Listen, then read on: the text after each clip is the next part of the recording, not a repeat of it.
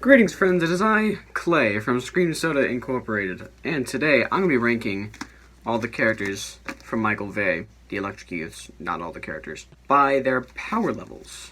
Now, what's the criteria for this, you ask? Well, it's pretty simple. What if each of the Electric Youths was in the Hunger Games? Who would last longest and who has the least amount of chance to survive? Let's go. Starting off with the list at the bottom, I'm sorry, we have Grace. Her power is she's a human flash drive. She can transfer energy from a computer and put it into a phone or something. You know, that's about it. That's not going to be very useful at all. There's not going to be any data in the Hunger Games for her to transfer. Yeah, she died twice. Next on the list is Abigail. Sweet Abigail. We love Abigail. She's like the best. Her power is she can stimulate nerve endings, which means she can take away pain from other people, not herself. So she has no chance. Oh, she could be a good ally. But how long is she going to last? That's the real question. Next up on the list is mentally unstable boy Tanner. I love Tanner. He's fun. I like him. His power is he can take planes down from the ground. That's not going to be useful in these Hunger Games. There's no planes for him to take down. That's his only power. Next on our list is student body president of Elgin Academy, our boy Q, otherwise known as Quentin. He can create an EMP, which is basically Tanner's power, except not with just airplanes. It's everything. Now, that's slightly better than Tanner, honestly. The only thing Tanner can boast is Tanner has better range than Quentin, but Quentin, he's still just, he can take out more things than Tanner can.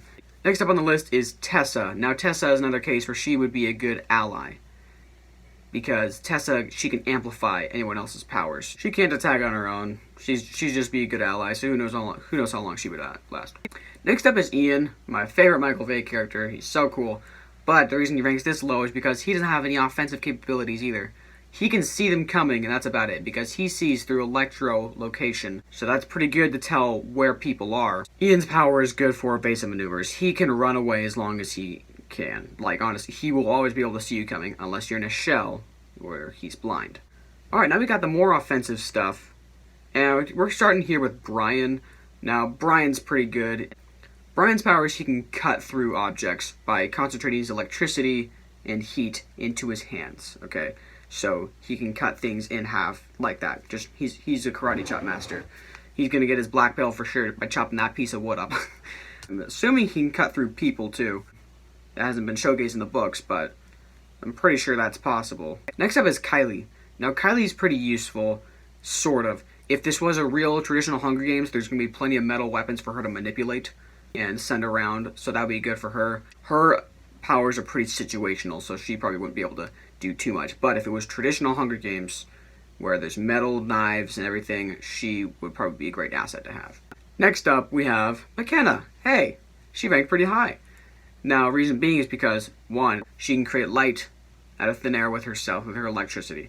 So she can temporarily blind people as she gets away. She can also create heat, which is good for survival. She can heat up her food and cook it. So that's great for your survival. Now her one drawback is she gets very dehydrated after she uses her extreme heat. Now we're getting to the big guns here. Next up is our boy Zeus. Now Zeus can create lightning bolts from his hands. I always thought it was his fingers, but it's probably just his hands. Either way. Now that's very good offensively. He can hunt down his food from 50 yards away. Zeus has a ranged attack, lightning bolts. That's good. He can use it offensively, he can use it defensively. He would be a good asset, and he does have a fair chance of winning these games. After Zeus, we have the evil twin, or not evil anymore, Tara. Now, she can manipulate two things inside your brain. She can manipulate happiness and the fear factor.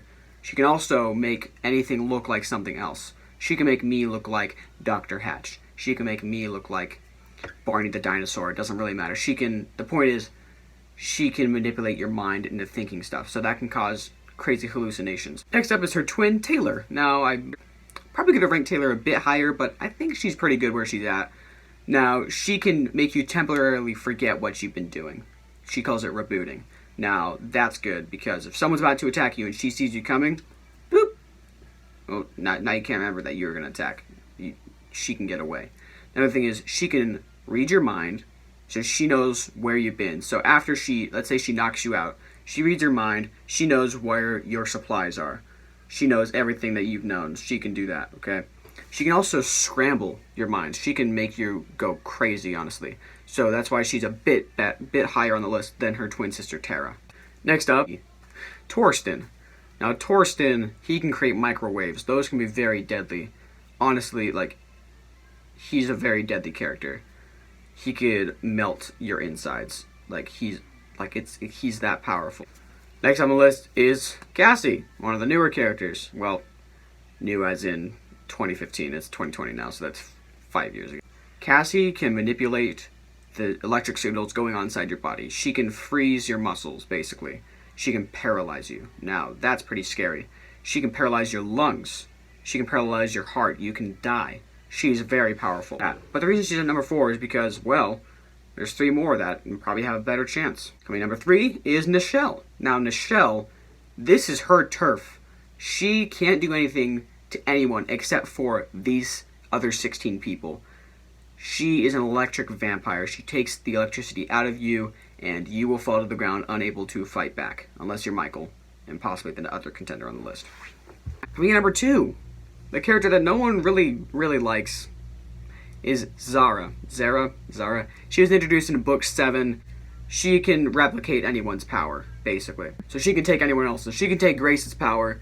I don't know why she did that, but she could. She could take that. She could take Cassie's. She can take Torsten's. She can take Kylie's. She can take Brian's. She takes their powers away. She can take Nichelle's power away from her. And that's why Nichelle isn't number 2 on this list. Now, Zara, she's not really great. But no, we're not talking about how good she is as a character in this video. We're talking about how powerful she is. She is the second most powerful character in the series, and she definitely has an edge in these Electric Hunger Games.